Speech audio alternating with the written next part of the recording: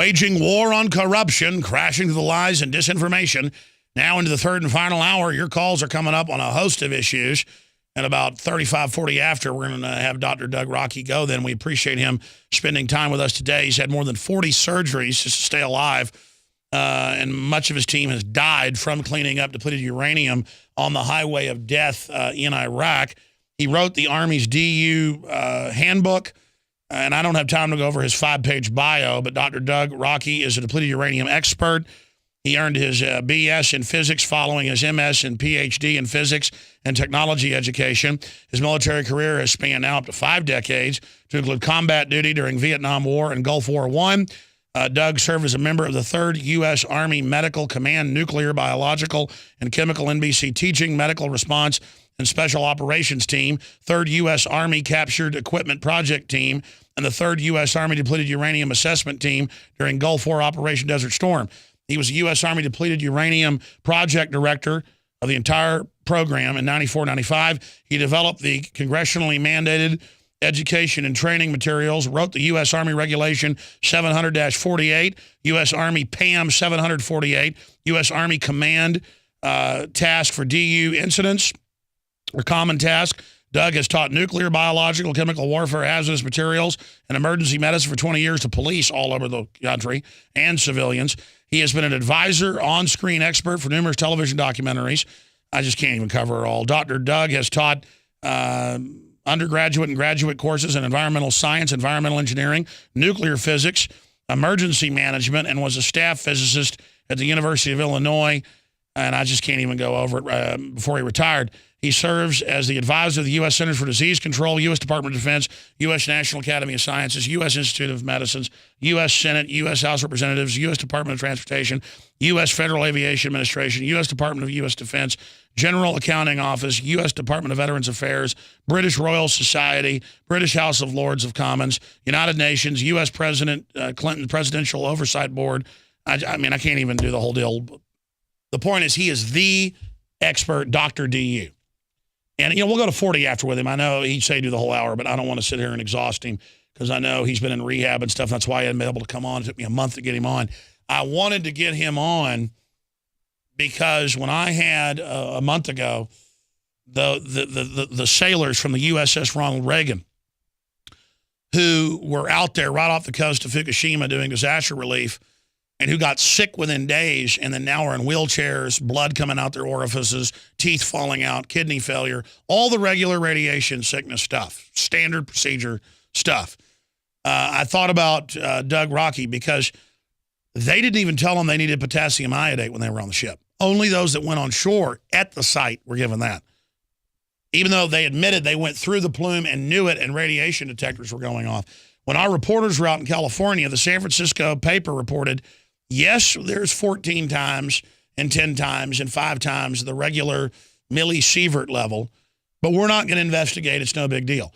Well, 20 years ago, it would be a big deal. So there's this attitude now, since about 1990, that DU, it doesn't matter. It's not a problem anymore.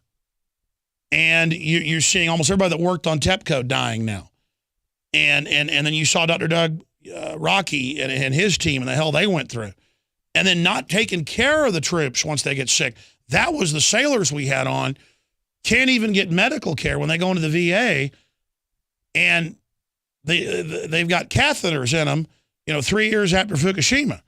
And it's everything that Dr. Doug broke down. So he is the man to talk about his experience in the Gulf War, what happened. And now, when I used to get Dr. Doug Rockey on 16 years ago, I've been talking to him since about 1998, so I guess 16 years.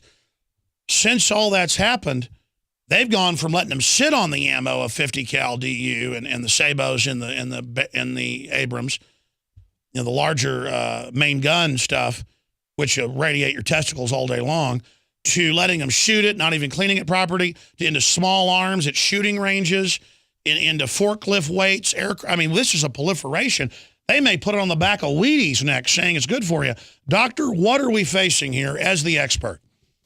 It's just a medical and environmental catastrophe. It's never ended. I mean, when we go back and all the stuff that I learned as the director of the Depleted Uranium Project and having getting tasked by name to clean up the mess during Desert Storm, well, I got to remember we had a direct order to disregard the health and environmental effects, alter all of our reports to avoid all liability. I mean, the United States is deliberately and willfully, the U.S. military leadership has contaminated air, water, and soil all over the world with uranium emissions. We went in saying, well, we're going into these countries to give them freedom, and all we did is bomb them into oblivion. And what they've done to the U.S. military, all of us that they sent into this plus, is just catastrophic. I mean, during Operation Desert Storm, which supposedly was 100 hours, was a lot longer than that, really.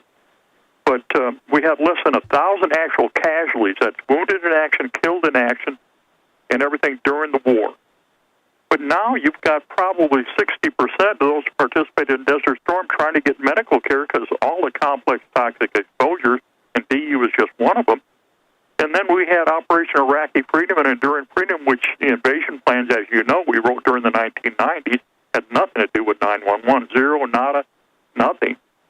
And now we're looking at 1.5 million casualties out of that. And the backlog in the Veterans Benefit Administration awarding medical care is so broken, it's staggering. And when anybody puts the information in, it disappears. I'll give you an example. In my own medical record from the Danville VA, they submitted over 200 pages to Chicago Regional Office. The letter from Chicago Regional Office says, you don't have any problems, we only got 6 pages. And I hear that day in and day. I mean, there's not a single day where I don't have somebody or a spouse or a kid or a father or somebody contact me and say, help, what do we do? How do we get medical care? Going all the way back to the nuclear testing. Well, as you told me 16, 17 years ago on air, they go in with their kidneys failing and they go, here's some Prozac or the new drugs. And then I have these Navy vets on who are having to sue. They won't even give them medical attention because they don't want to admit they've got radiation poisoning. Well, they can't admit they have any of these toxic exposures. Just for example, right here in Rantoul, Illinois, Chanute Air Force Base, total confirmation the trichloroethane contamination in the Wisconsin aquifer, and you've got the documents, you can verify it, exceeds what they know at Camp Lejeune.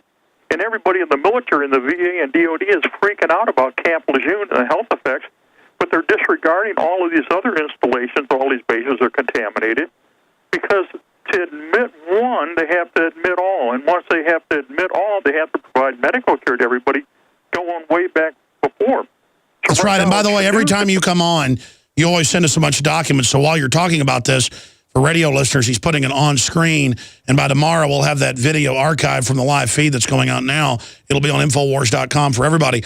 Like the Pentagon's own reports that you cite, where they admit DU's killing the troops, but then they still deny it on the news. It's just dastardly.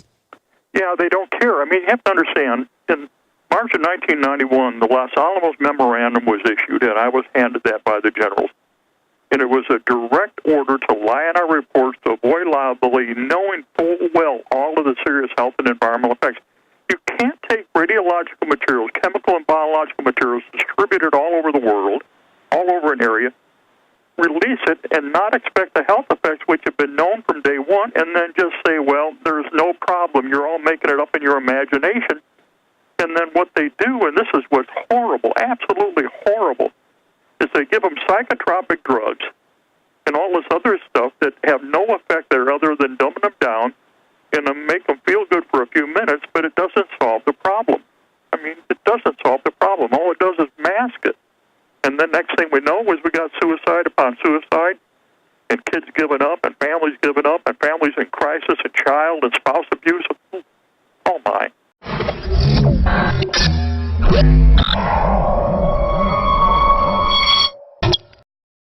Globalist social engineers are not just targeting us with propaganda. They are manipulating our genetics. We are being targeted at every level by estrogen mimickers that lower our testosterone and other hormones and natural compounds that the body needs. After consulting top doctors, nutritionists, pharmacists, and others, we have developed what I believe is the ultimate non-GMO organic super male vitality formula sourced from powerful organic herbs and then concentrated for maximum potency.